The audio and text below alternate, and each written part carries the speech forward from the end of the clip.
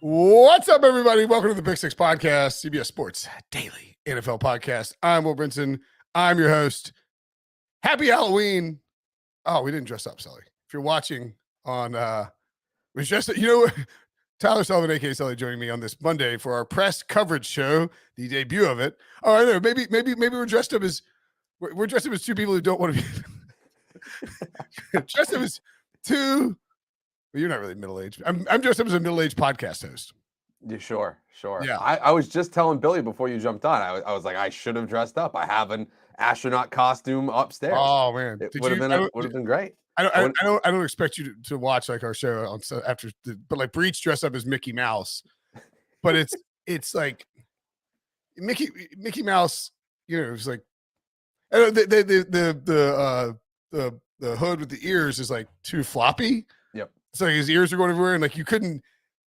I don't know. It didn't look like Mickey Mouse at all. He looked like what was the movie, the bunny movie, the weird like oh god. Yeah. But I'll be honest, I saw like the thing on you, like, a preview of it on YouTube or whatever, and I saw the little squares of you guys. I actually thought Breach was like a Jedi because it kind of looked like he was in like a hood or whatever. I was like, oh, all right, he's doing some Star Wars thing or something. But no. He looked more like Donnie Darko. Okay. That's what I was going for. Because Darko's got those little floppy. Yep. Yeah. It was like a mouse version of Donnie Darko. That's actually what Breach was dressed up as. I was Buzzed Aldrin because it's got to be a drinking reference, right? So you were Buzzed Aldrin? Yeah, it was over the weekend. We went to a party, and so right. Because you are astronaut, had to be drinking. So yeah, and you're not. Yeah. You're still young and almost unmarried. Still unmarried. $6 million away from remaining unmarried. It's very true. And there's Powerball coming up, so you never know. Hey, you never know. Billy, that's where you could play. So you're telling me there's a chance, but whatever. Moving along, or moving into the actual show, let's talk some Zach Wilson. So we were getting into this on Sunday night, and that's sort of like the plan for this show. Mondays at 1, live on YouTube. It'll be in the feed, of course, the podcast feed. But the idea is, one, to like kind of pick apart, like take like some of the stories that come out of Sunday that we can't, like, you don't really know about, and we'll know more about, as we get 24 hours out or 24-ish hours out from football. And then the other is to like take, maybe we can't spend 25 minutes. We're not gonna do that now, but you can't spend 15 minutes on the pod talking about Zach Wilson, just especially in a losing effort. But you're a Pats guy. I assume that I don't know how many TVs you operate with on Sunday. 2 more? 1, 2? Multiple. 2, yeah. Yeah, 2. Yeah, you're right. You have 2 2 and TVs. then but I can use my laptop and stuff. So it's yeah. But I mean, the point being is like you probably have, because you live in Boston, a screen with the Pats game on. Yes, that is true. So I mean, there's a dedicated screen to that. Correct, which is probably awesome for the last 23 years. A little less awesome now. Yeah, not so much. A little more like a Panthers fan now. Yeah. like I the Panthers are the local team. Like I was watching the Eagles Steelers game, but I always have I have an HD antenna, and so I always keep one of that on on a local game because you're ahead. Anyway, yada yada yada. Point being is, you saw a lot of Zach Wilson yesterday. You saw a lot of bad quarterbacking from second-year quarterbacks in Pat's Jets. But let's start with Zach Wilson, and I'm just curious, like. Ryan Wilson and John Breach were suggesting on Sunday evening that Zach Wilson won't make it to like week 10. Now, since this is press coverage, let's read some headlines from around the world. The Jets and Zach Wilson are on different timelines, by Brian Costello. That seems polite. Here's an NFL.com one from Judy Batista, who I believe was there. Zach Wilson's meltdown versus Patriots raises questions about long-term future as Jets franchise quarterback. That one's a little less nice. Is this a you? This is Chris Trapasso 2 hours ago on CBSSports.com, getting the full John Breach treatment in his headline. Zach Wilson is having significant issues in one area of his game and is holding back his upstart team. I gotta read what this one area is. Of those, like where do you, based on what you saw from Zach Wilson on Sunday afternoon against New England, like where do you sort of fall on the what do the Jets do with Zach Wilson? How much stock do we put in a loss, against Bill Belichick and the Patriots, who has dominated the Jets for the last 50,000 years? Yeah, I guess you could put, some stock into Belichick having the number or whatever and, just a good defensive effort. But I don't even know if it was really a great defensive effort. He was gifting interceptions to the Patriots secondary. It's not like there was, just to put your hand up, that's a great play by the defensive back or something along those lines, or a tip pass at the line, and just fluky things happen in their interceptions. He was throwing it directly into coverage or lack thereof coverage. So for me, what's concerning is that it seemed like he was having more issues when he was on the move and mobile. And you would think that that would kind of be his bread and butter. I kind of felt like that was his thing at BYU. I just remember even in the pre-draft evaluations, like the highlight play was him making a rollout throw. Like it felt like 70 yards down the field. And that was what was kind of getting everybody popping. And you just really haven't seen that in the NFL level. And there really hasn't been that many explosive plays. I kind of agree with the headline that was saying that they're on different timelines, because New York is good. They have a good roster. They are a good football team. What lost them that game was Zach Wilson. They are a competitive team if all of a sudden he's just a standard run-of-the-mill quarterback. So interestingly, I did actually dive in quickly into Traps' story, and this is kind of, I guess the headline is good because it got me to read it, but but damn it, why? I don't blame Traps. I'm blaming the editors. I don't mind throwing under the bus. Clearly, I'm reading from Traps' story. Currently, Wilson is the worst quarterback in football when pressured. And it's not close. He's completed 19.4% of his throws when pressured at a staggeringly low 3.0 yards per attempt clip with 1 touchdown and 5 interceptions. Altogether, Wilson's passer rating under pressure is 7.1. Yes, 7.1. And he goes on to note, the things that he does poorly when he's there you go, look at that. When he is pressured. And then now this is what may be tying in directly to what you're saying about him on the move. Wilson likely knows, I'm still reading from Traps, of course. Wilson likely knows of his under pressure struggles, and that awareness has led to him even vacating clean pockets, traditionally a gigantic no-no at the quarterback spot. In other words, what may be happening with Wilson here, with those when he looks lost on the move, is he is petrified of pressure right now, seeing ghosts, perhaps even, and that that sort of all adds up. And where it's like, if you're Belichick and that you don't have to be a good defense, but that you can, like he did this to Darnold too. Like you're dialing up stuff. This is why he's 30-6 against second-year quarterbacks or first and second-year quarterbacks. You can just, he is able to diagnose certain, whatever traits, whatever things bother them. You mask some stuff on the back end and you send some pressure, and all of a sudden you have Zach Wilson in a really bad spot. My thing though is that like this Jets team is, even if they're good, I think they're pretty good. I don't think they're like, I don't think they are as good as their record is. No, not by any stretch of the imagination. Right. So like, I guess what I'm trying to say is like I don't understand the idea that you would bench Zach Wilson. Like Ryan Wilson was saying, like do it for Mike White. Yeah, I would agree with that. I think you have to take with the New York Jets a big picture view of the organization. I don't think that this is a team. I guess you could sneak into the playoffs. Like I guess anything could happen, but this is not a team that you are, we're, almost 24 hours away from the trade deadline when we're recording this podcast.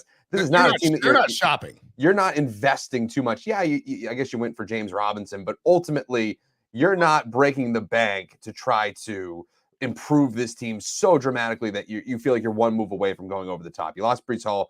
You lost Elijah Vera Tucker. You have really nice pieces. You've drafted well outside of this position over the last few years.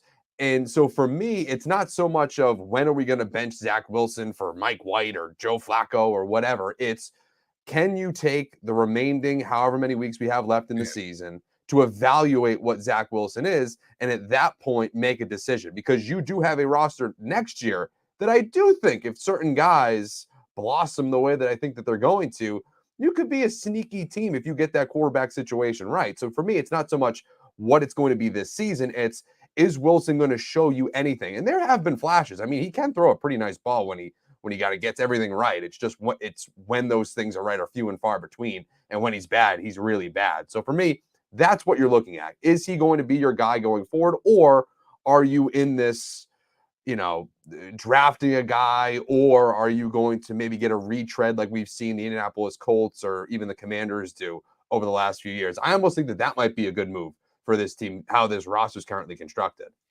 It's interesting because reading Costello's piece too, it's like the season was supposed to be about a young Jets team growing and progressing. This is basically what we're saying too, with an eye on 2023. Things changed, though, over the past month with the Jets winning 4 games in a row and getting off to a 5-2 start. Suddenly became clear the Jets might have to wait until 2023 to contend for the playoffs. They could do it now. You can say the Jets are ahead of schedule, except at one position, the most important position, obviously quarterback. It feels like they are on different timelines, he writes. So that may be true. Like, I don't disagree with that. Well, actually, I'm going to push back on it a little bit. If the Jets are accidentally ahead of schedule, like if the Jets accidentally got ahead of their own schedule and did it kind of through smoke and mirrors, like, the Browns, they shouldn't have beaten the Browns. Like that is a once in 20-year victory. If just because you suddenly find yourself in a playoff race that is very, very muddled does not mean that you're not better than you thought you were. Yeah. People are just worse than you expected, and you got a backup quarterback against them. Like you got like this run of backup quarterbacks. The Packers game is probably the one that is really throwing things off, because it's like, if we can go in Green Bay and beat the Packers, we can beat anyone. Yeah. Turns out the Packers are terrible. So I think that's kind of the problem is you cannot abandon your plan because you accidentally fast forwarded your team growth ahead of where you thought your quarterback would be growing. Like, you drafted this guy second overall, knowing that he had incredible physical traits, but like has maybe some what were called Favrean or even Mahomesian decisions in college. Like I'm willing to press it, willing to be aggressive. And I read the quote last night Rich Cimini had where Zach Wilson's like, I just get tired of rolling out, like getting out there and there's no one open. And I just feel like I got to throw it. He's like, I'm tired of taking the checkdowns. Well, that's part of his growth. Like, you have to teach him to play quarterback and how to not take chances like that. And if you do that, if you can change that, like, that's their job to fix that for Zach Wilson. And if they can't fix that, then it's either is it a Zach Wilson problem, or is it a coaching problem? Right? Because it has to be one of the two.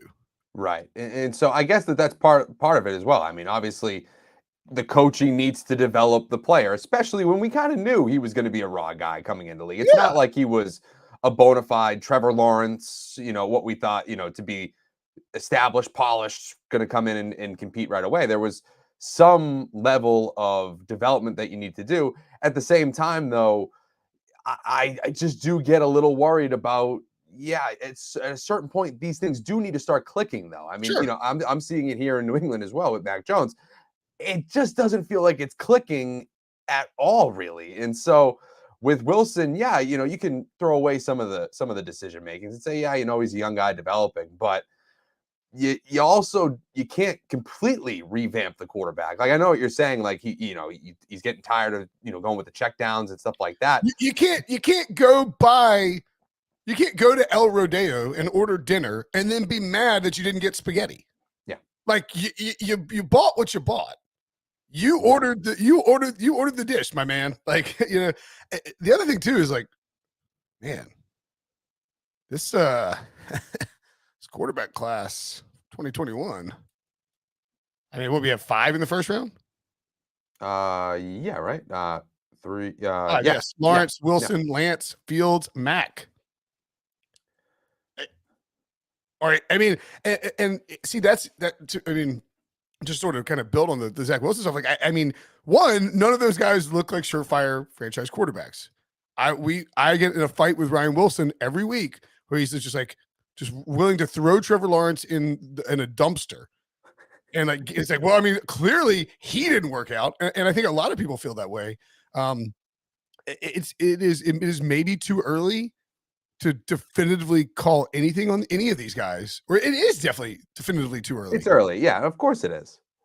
But I think that speaks to like where we are in terms of quarterbacking, where if it's year 2 and you're not showing some kind of growth or progress, for me, I'm like, I think for the Jets and like, or the Jags, the Patriots, I kind of get maybe with Mac a little bit because you're being coached by Belichick. You don't have a ton of weapons around you, but this is the Belichick factor. You expect to see that growth and like the smart decision making. Like the pick 6 that got called back because of that roughing the passer call, that was a horrendous decision. Yeah, and I'll tell you, that wasn't, I don't even know if that was his worst throw of the day. There was another one where he threw it off the helmet. It went off the helmet of one of the, I think it was a Patriots lineman, and it bounced off and it almost was picked off.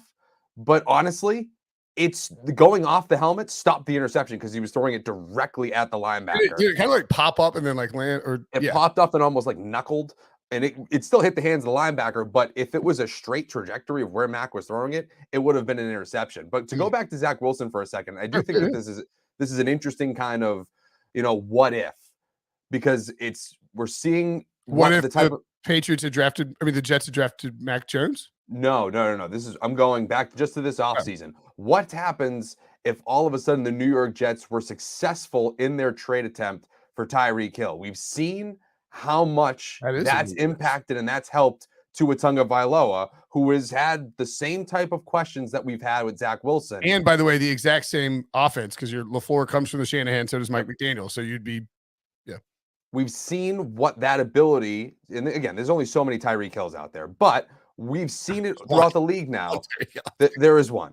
But we've seen over the last few years now, when these young quarterbacks who have questions about their development get a number 1 wide receiver, whether it be Josh Allen and Stephon Diggs, Jalen Hurts and A.J. Brown this year, Tyreek Hill and Tua Tagovailoa this year, it's stabilizing the offense in a way that I think that we almost don't look at wide receivers that way, or we used to not.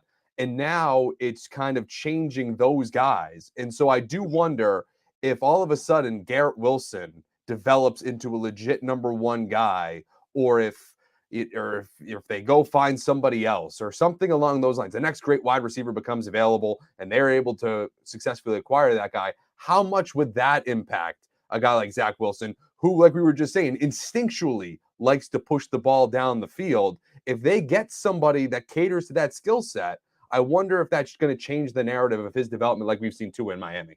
That's a really good point. It's a great point, because you look at Josh Allen, 2 years.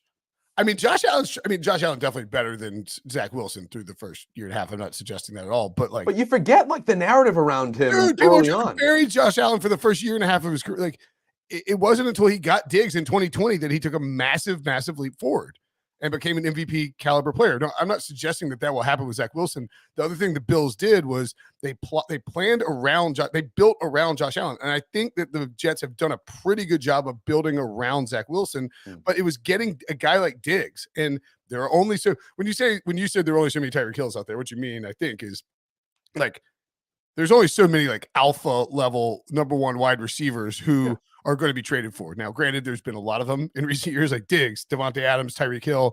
Who's the other one you mentioned that was A.J. Brown? Yeah, A.J. Brown, right. And look, Hurts is a different quarterback this year.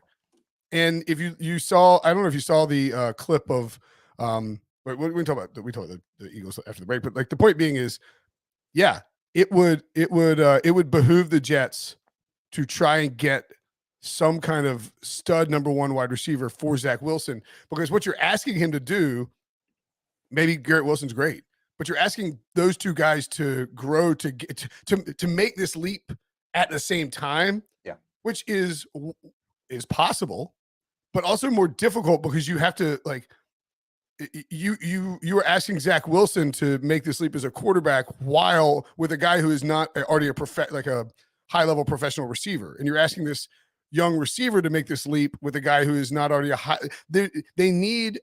You're right. They need that alpha receiver who, with some veteran experience, who can maybe like allow Wilson, like in the same way that Waddle has now become just. There's no pressure on Jalen Waddle. Yeah, and he's learning from Tyreek Hill at the same time as he's growing with Tua Tagovailoa, and that would definitely help the Jets. The offensive line stuff too. The Bills and the Jets planned kind of similarly in terms of. I think it's very similar of how they're building themselves. Yeah, I think it's the model. It's like we're gonna get these like not middling, but like veteran offensive line options who will keep it a little steadier in front of our quarterback. And so I mean, I think Josh Allen's a good example too. Like he was. I'm trying to remember his 2019. I mean, they went 10-6. He completed 58.8% of his passes, 20 touchdowns, 9 interceptions. Like when he busted out in 2020, it was not like it was not that it was a total surprise, but it was a insane leap forward. Yes. I don't think that anybody who saw Josh Allen were not predicting that. Right. And again, you could say that about a lot of guys, I guess, like, even Mahomes, whenever you reach those heights, you don't expect it. But at the same time, the way that Josh Allen emerged with the addition of Stephon Diggs, and again, I'll say it again, with the addition of A.J. Brown with Jalen Hurts as a passer, that has changed the way that we're viewing these guys. Now, Allen's a little bit more, I think, special because he is just, I think, a legitimate year in and year out MVP guy. I don't know if Hurts is there yet, but you can clearly see how much easier it stabilizes the offense, the pecking order in terms of pass catchers. It makes it so much easier. Like we're saying about Jalen Waddle, there's not that much pressure on Devonta Smith. There's not that much pressure on Dallas Goedert. There's not that much pressure on those guys that maybe are a little bit too green to carry the offense. You kind of, as much as we say, oh, the timeline isn't right between the New York Jets around Zach Wilson and what Zach Wilson is on. Yes, sometimes you kind of need to put somebody in front of that timeline to kind of pull everybody forward.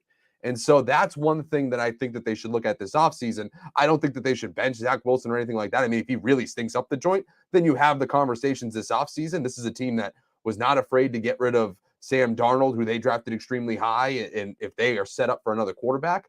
But ultimately, I think it's more of a let's continue to build around him. And then if it doesn't work out, then you move on. You're a great landing spot for another quarterback. Yep, I agree completely. And by the way, you could trade Zach Wilson for maybe Tom Brady's a bad example. Trade Zach Wilson for Josh Allen. Well, Josh Allen's a bad example too because they played the Bills twice. Trade Zach Wilson for whatever you think the average quarterback is in the NFL. Andy Dalton, whatever it is. They have the Bills at home, at the Patriots, the Bears at home, at the Vikings, at the Bills. Like, I don't care who the quarterback is. They're probably winning one of those games. Like, I mean, if they steal 2 of those games in that stretch, I mean, 3 on the road against the Patriots own them. The Bills are just a really, really good team. And the Jets will probably be favored against the Bears. But like Minnesota's, I mean, also a good team. But I don't expect them to win more than one of those games. And that's not a Zach Wilson thing. No, that's just a tough schedule. I mean, if you look at Tankathon, they have the 8th toughest schedule in terms of strength of schedule remaining in the season. So it's not an easy sledding for this team. That also tells you that they've had a much easier schedule starting out, which again, like we saw this with Carolina and when all the quarterback trades started happening, you can't accelerate your timeline artificially. If you do, that's when you get just don't accelerate your timeline artificially. That's all I'm saying. All right. No. Let's take a break. When we come back, more press coverage. Might just change the name of the show to press coverage. You think it would go over well with the marketing people? I'm sure. Yeah, no, it'd be great. I'd have a mug that'd be worth something. Then. That's right. Yeah. I would have I'm sure I got some Pick Six stuff around here somewhere. Cooper Kupp. We'll talk about this briefly, just because we're on the East Coast. We record the show around 1:00. We're not going to know about Cooper Kupp until later, but Cooper Kupp is, quote, according to ESPN, feeling, quote, pretty good after his ankle injury. It looks like, let's see who said this. Arash Markazi of the sportingtribune.com got a quote. That was the quote from that. And then he also added, got rolled up a little bit. He said he's able to dodge a bullet is basically what he's saying. Like Cooper Kupp thinks he's going to keep playing. Do we feel like Sean McVay has sufficiently shamed himself for playing in Cooper Kupp? Do we need to shame Sean McVay further? Any thoughts on any thought? I mean, Kupp, we don't have a whole lot of information. It would really suck if he was out for any point of time. I mean, that would be absolutely killer. And he did tweet out at 9:00 last night, no other way I know but to keep moving forward. So whoever, whatever that means. But thanks, Cooper. Yeah. So fantasy owners, I'm sure. I had you pegged as a practical fella, Cooper, and you're doing this to us. If I had to guess with Cooper Kupp, I would say that I would think that he is going to play this week against Tampa Bay. That line has moved to 3, as we talked about. Mm-hmm. I mean, he's just a tough dude. And Sean McVay had no business. He had no business throwing like that. That is just negligence. Yeah. He owned up to it. So credit to him. Like some coaches would have doubled down, be like, I don't know. I mean, what do you want me to do? We're trying to win the game. We're just trying to win. Yeah. Yeah. It's like you're down 17 with a minute left. You're not winning the game. Yeah. No, I mean, there's really nothing more other than that to say about it. Like, yeah, shouldn't have been out there. If he's missing any time, it is just a death blow to an already struggling Rams team, because he was basically it offensively for Matthew Stafford. I mean, I guess Tyler Higbee's kind of had a little bit of a bump this season, but there really hasn't been any. Allen Robinson, a non-factor for me. And so if you all of a sudden take him out of the equation and you really can't even run the ball effectively, I mean, there's a reason why this team was going after Christian McCaffrey in trade rumors with the San Francisco 49ers. They feel like they need another legit playmaker. And then all of a sudden you lose your best one. You're talking about a team that is going to be left in the dust possibly to the, as crazy as it sounds, the 49ers, the Seattle Seahawks. You're talking about you're being on the outside looking into the playoffs. Yep.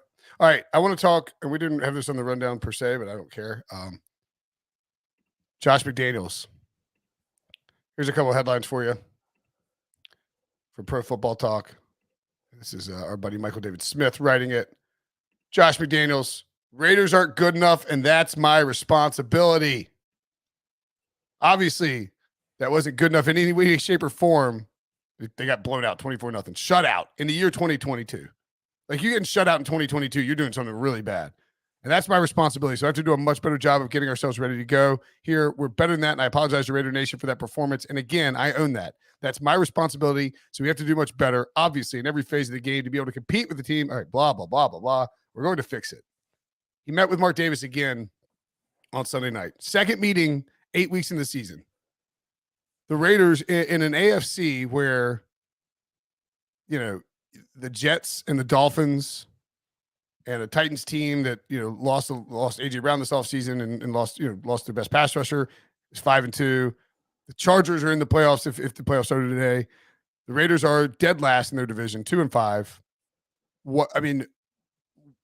I don't think that Mark Davis would fire Josh McDaniels after 1 year, but I don't know, man. Like, I'm curious what you think about McDaniel. McDaniels with the Patriots forever, multiple stints. We saw he flamed out in Denver. What's your sort of take on how this whole situation in Las Vegas is unfolding? Well, I'll tell you this really quickly. I mean, obviously, you're like, I don't know if Mark Davis would fire him after one season, but if I asked you which owner would fire a head coach after one season, I think Mark Davis would be one of the first guys that we would mention, right? Well, Al Davis would be the first guy I would mention. The question is, like, will Mark become more like his dad? Yeah. And now it's also, and I hadn't really thought that the machinations of this, but I mean, like, typically speaking, when you depending on the franchise, certain franchises are less likely to waste money on coaches who aren't working for them than others. The Raiders strike me as a franchise like that, but maybe getting in this new stadium, getting this move happened has sort of flushed up his pockets, so maybe he's unwilling to sit there and deal with a disaster in McDaniels. Ryan Wilson pointed out that maybe it was Breach, I can't remember, but it might be Derek Carr who's the guy who catches the blame for McDaniels versus McDaniels himself. Yeah, I think that's that's basically where I was going to go. I think that you skate. It's almost like when it's the GM who didn't hire the head coach, and so then he wants his new head coach, and so he fires that guy. It's that whole thing. There's kind of motion with the coach and the QB, right? Right. Dominoes need to go down. I think that if something were to happen, it wouldn't be Josh McDaniels leaving. It would be Derek Carr leaving, which opens up a whole other can of worms. I know everybody up here in New England loves throwing out the thought of, well, all right, Tom Brady might be a free agent next year. Does he go meet his buddy in Las Vegas and get that whole thing rolling? But that's neither here nor there. That's something we can talk about later. But it is jarring that we talked about that last night briefly, by the way. Oh, really? Okay. Yeah. We're like, who's the Raiders quarterback? Tom Brady. Who's the Niners quarterback? Tom Brady. I mean, he ain't retiring now. That is a team. Ain't no way in hell Tom Brady is retiring in this offseason. No, you don't get divorced and then retire. Yeah, exactly. He's probably not going anywhere. He's probably going to win another Super Bowl with a different team next year. Probably, or in like 50 years when he's still playing. Who knows? The dude's a cyborg apparently. But for this team, I know we were just talking about the New York Jets, and I think that there's a good distinction that we need to make here. This is not one of those teams that is young, developing, and maybe it's a little bit disappointing because you haven't really hit right away, or some things aren't hitting right away. This is a team that expected to be in the thick of it in the AFC West, and they just are not. You have heavily invested players, whether it be Devontae Adams, who you acquired and signed to a big deal, Max Crosby, who you signed to a big money deal, Chandler Jones, who you signed to a big money deal. They were going into this season thinking that they were going to contend, not just say, hey, we're building towards something. This was a team that felt like they could contend right away. I mean, there's a reason why they didn't get rid of Josh Jacobs when they declined to pick up his fifth-year option. They were saying, we need this guy for the stretch run. And so, this is a team that's totally feels like they should have been in contention. And you look down the list, a lot of these losses are one-score losses. And it feels like the bottom is now kind of broken out from under them, where now they have 0 points. Devontae Adams, I think, had 1 catch on 5 targets. It was just one target in the first half. Just a collapse. 3 targets he and Renfro had 4 targets and 1 catch combined in the first half. And so, there were some things with Josh McDaniels when he was the play caller, the offensive coordinator for New England, that were a little frustrating at times, that I think kind of went under the radar because, oftentimes it was Tom Brady running the offense. So it worked out either way. Or even, when it was Matt or Cam Newton or Mac Jones, you're like, all right, well, it's a twilight Cam Newton or a rookie Mac Jones. So, what can you really take out of it? But there was a lot of, third and long draw plays that I remember being just completely head scratching. And I feel like I've seen a little bit of that with the Raiders this year. Did these guys party? It's like, did these guys party in New Orleans or something? Like, I mean, that's a great question. You would think a Vegas team would be used to. Right. I was like, I don't even consider that like a Vegas team might go somewhere and like we got a throwdown. But I mean, maybe. But on the way that this roster is built, it is worth noting that, and I think that this is probably a big time talking point for both Dave Ziegler. Is it Ziegler or Ziegler? Ziegler. Ziegler, yeah. Dave Ziegler and Josh McDaniels. Dave Ziegler being the GM. Like, hey man, listen, Mark, you can yell all you want. We agree it's not acceptable, but like, here are our last 6 first-round draft picks. Sure. Like it could be a team like, and I know this is dumb to say, but it's like if they had hit on those draft picks, or they hit on like 50% of those draft picks, that they got in all these trades for Amari Cooper and Khalil Mack. And they had 3 first-round picks at one point. If you hit on 50% of those picks, this team the roster is just much better as a whole. I mean, that's a tough spot to be in. And I also don't want to, I don't want to, like you're saying too, I don't want to make excuses for them either. But Darren Waller not being in that offense, I think, is a huge factor in this as well. I mean, when we're talking about not only Darren Waller, the player, but the fact that he's an elite tight end, talent-wise, in the NFL, and is paired with Josh McDaniels, who loves to utilize the tight ends in his offenses. I mean, even go beyond Rob Gronkowski and all those guys that were in New England, even when it was Hunter Henry last year, who I don't think is up to that level. I mean, we're seeing it this year. He's basically a non-factor. How much he was utilized in the red zone with Josh McDaniels, how much he was utilized in goal-to-go situations. That, to me, I think is a huge loss for this Raiders team when you don't have a weapon like that you were expecting and probably partially built your offense around, not being in the fold there. So I think that that's a key piece to this too, why this offense hasn't really looked the way that it has, or at least it's on Sunday. I'm also worth noting, like one score loss to the Chargers week 1 on the road, one score overtime loss, one score loss to the Cardinals in a brutal week 2, like choke job. One score loss to the Titans. Now they had to storm back to make it that way, but it still happened. 1 point loss to the Chiefs, blew out the Texans last week, and then got blown out by the Saints. So like the Raiders looked awesome last week against the Texans, looked terrible against the Saints. I sort of wonder, were we maybe too quick to suggest that Davante Adams and Derek Carr would just pick up where they left off in college, ignoring the fact that, sort of like Russell Wilson and Nathaniel Hackett, you have a new head coach, not a first-time head coach, but still a new head coach on a new franchise running a new offense. Like this isn't like they hired whoever the hell was coaching Fresno State to run the Raiders, and he comes in, he's like, all right, boys, let's do it's probably June Jones or something. Let's do the playbook, right? I would do the Fresno playbook. This is a complex Josh McDaniels offense, and Derek Carr had spent 3 or 4 years learning, John Gruden's insanely complex offense, and now you're sort of shifting gears. Like even with a veteran quarterback, it is asking a lot. It's not like he's coming in and McDaniels has been there with his systems in place as a veteran head coach, like a Bruce Arians, like a Sean McVay. You know what I mean? Like it's like I think that all that being in flux, we during this huge arms race with the AFC West, we sort of ignored the fact that you still have a little bit of transition time here, guys.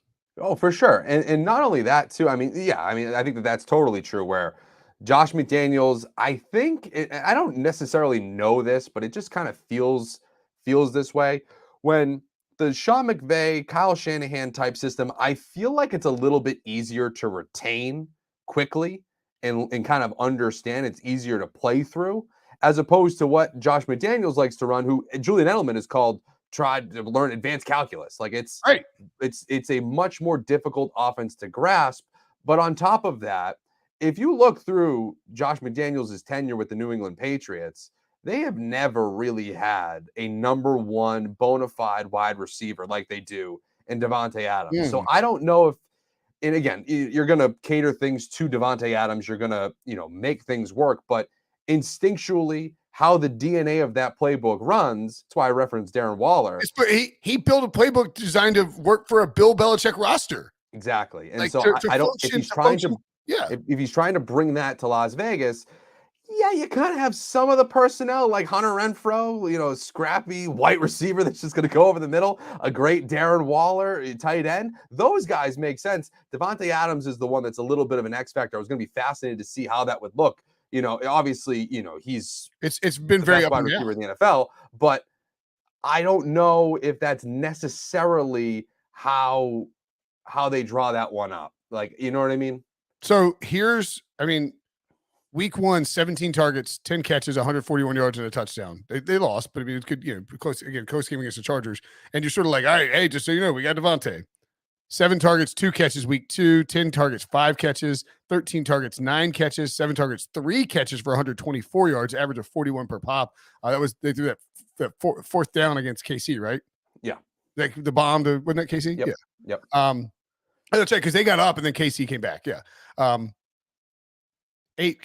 targets, 8 catches against Houston, 5 targets, 1 catch against New Orleans. Like it's just been a very up and down season for Davante Adams. And, you take away, so you have the week 1 show off, and then you have the good game against Denver, and then the good game against KC, but really, again, fueled by some longer catches, which is no problem with that. Just that it is not that Davante Adams should go back to Green Bay and everyone would probably be happier.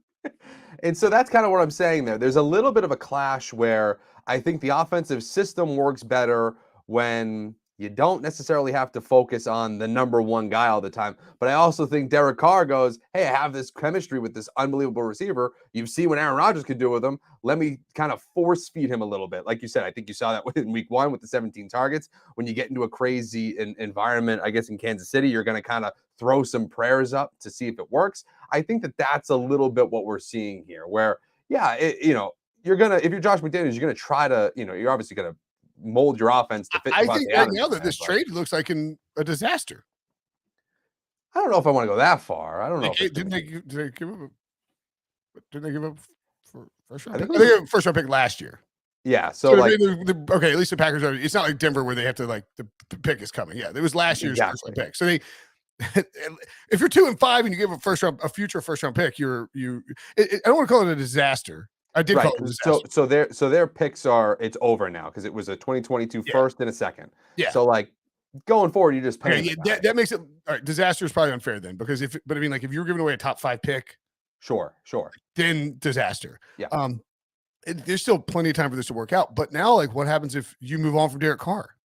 Wasn't the whole point like to bring and Adams is from Vegas, I think. So I mean, it's yeah, I think general area, yeah. So I mean, like he wanted to get back there anyway. He knows Rodgers is going to play forever. But if you had told Devontae Adams, hey, you're going to have less time with Derek Carr than Aaron Rodgers if you take this trade deal, I'm not so sure that he maybe he's like, all right, you know what, Green Bay, I'll take that. I'll take that I'll take that. Or just franchise. I'll play on the franchise tag. Oh, that was the storyline. It's the buddies reunion. They're getting back into the dorm room roots. Like that's what it was. And so yeah, I at this point though, you're making your money. I don't think that Adams is going to be like, all right, well if he goes, I go. I don't think anything like that's going to happen. But especially because this is a team that I think you got to watch for. They're not a reset button team. Like they're not one that are going to draft a quarterback and go that route. They would go the route of signing a veteran like Tom Brady or Devontae Adams ain't going to complain when Tom Brady's coming in and like, hey, here's what you do in this offense. Like I mean, he'll be like, all right, cool. Like I'll play with Tom Brady. He's going to say, hey, did you see Mike Evans over the last few years? Just do that. Exactly. Yeah, that's really interesting what they do. So, I mean, like I don't. Maybe I'm being naive about some of these coaching positions. I feel like Wilson and maybe Ryan Wilson and maybe to a little bit of extent Breach are being like a bit over like maybe their expectations for who's going to fire who maybe a little too high. Like I just can't. I don't think the Cardinals will fire Cliff Kingsbury. They just signed him to an extension. Yeah. Okay. So what? You're saying it's just jammed. You signed the coach, the GM, and the quarterback to extensions this offseason pretty unnecessarily. Even when you didn't want to sign the quarterback to an extension for that much money because you were worried he's playing Call of Duty. Just came out, by the way. Yeah, I know. Yeah, they were 0-1. Oh yeah. And like you force that homework clause in there. Mm. And then it gets embarrassing. You take it out, but like, I mean, if you put the homework clause in there, it's pretty clear you didn't want that deal was not something you were enthused about. Mm-hmm. You signed like I just don't know how you can sign all three of those guys to an extension and then be like, whoops, I was wrong. I'm going to eat all of that money. Right. Especially you got to remember too with these head coaches, and I know you know this, but I'm just saying it to say it. Yeah, no. This is money that they have to pay. It's not like when you get rid of a player. And it's all right. Well, you're cutting this much off the cap and blah, blah, blah. And it feels like you're shaving off money. Whatever you agreed to pay the coach, you are paying the coach that. It's like baseball money. Like you are getting that money. The only exception being if the coach takes another position, like usually it's either a head coach, offensive coordinator, or defensive coordinator position where the offset money. Right. Where money that they're making from the new job. Why the Patriots don't have any, titles because the Lions are paying for Matt Patricia, the New York Giants are paying for Joe Judge. That's what it is. We did. You know what? We whiffed on that this offseason, didn't we? I didn't. Coming into the season, we didn't. When we talked about who's the OC. Oh, I've said that. Yeah. Okay. Yeah. I guess I didn't really like. That's definitely a factor in it for sure. Of course it is. Yeah. Like, hey, you guys want to get paid? Sure, I don't care. Screw the Giants. Screw the Lions. You fire my boys. It's why, like Butch Davis, when he went to Tampa Bay after getting ousted at Chapel Hill, was a special advisor to Greg Schiano. He wanted to make money from the Bucks, but he didn't want to lose the money he was getting from his buyout. It's why people perhaps erroneously assume that Matt Rule will go sprinting to Nebraska. Now, I think if he gets offered one of those good jobs, he'll take it. But I also think he will be willing to take a year and like sit out and do the PR tour, the Mike McCarthy special. Like he'll go like hang out at PFF or something for a weekend. Right. So this is and again, it's not. This is what happens around the NFL. The Patriots are not the only ones who do this, but But this is something that happened with Brett Bielema, or I'm saying his name right? Yeah, you're saying it right. He was joining the Patriots staff under kind of a pseudo ambiguous title, He's being and paid by Arkansas. And Arkansas kind of went at him. I think they were suing him. They were saying that he made no effort to find a high-paying job in January 2019. Stop paying $7 million, blah blah blah. But like that's the kind of games you play here because these big corporations, these big franchises are on the hook for paying all that money. So yeah, no, I mean, if you're Arizona and you're Cliff Kingsbury, you're not doing it. I don't think you're doing it with Josh McDaniels. You might be doing it in Denver. I think that's probably where the most, if we're going to follow this circumstance, that's the most likely because it's a new ownership. They're like, all right, this is a clear disaster. We didn't make this hire. Let's move on. But other than that, I forgot about this Bielema thing. Sorry, just reading on. Sorry, I didn't mean to. I was reading it. It's like, I'm reading on Pro Football Talk. He was getting $125,000 from the Patriots, which is hilariously like low for like a former like multi-time college head coach. And Arkansas accused him of keeping it artificially low. He was getting $11.935 million owed from Arkansas, but apparently his offset contract was like, because it varies. Like there's no specifics. Typically speaking, it is a coordinator or head coach job that will offset it. Maybe not like a quarterback, but if you're hired as a quarterback coach, you're making more money, et cetera. Like he's just getting that cash from the Patriots, but not a ton because he wants a thing. And then this is great. The Patriots wanted to keep emails involving Bielema private, and they want a temporary order toward that end, but the judge in the case of the Patriots emails could come out at trial, which is probably why they settled. Because those emails definitely like, hey man, look, hey Bill, I don't really care what you give me. I just want to make sure I get that Arkansas money. Screw them hogs, Sorry, anyways, you're saying and am I wrong? Did they not settle with Gruden too? Like when he resigned or was fired or whatever we're calling it, did the Raiders pay that whole or are paying that whole nut, or was that something where they settled? I think that's right. But just the point remains. There's very rare instances where they reach an undisclosed contract settlement. Sure, but there are just rare instances where you settle or whatever. On breach of CBSSports.com. Oftentimes, you're just paying that whole thing. So owners aren't that willing to just rid themselves of a head coach they know that they're still paying. Yeah, and Gruden resigning, different controversy. It's a different whole different ball of wax. But I mean, that now the interesting thing about that is that the Raiders have now paid Gruden, so you wouldn't be paying both Gruden and McDaniels. Sure, right. You're paying three coaches at that point. You can't be paying three coaches. You can't be paying three coaches. Just can't be paying three head coaches. All right, good stuff, Sully. We'll be back tomorrow. Or you'll be back tomorrow. I will be. Look at you. I know. God. Hey.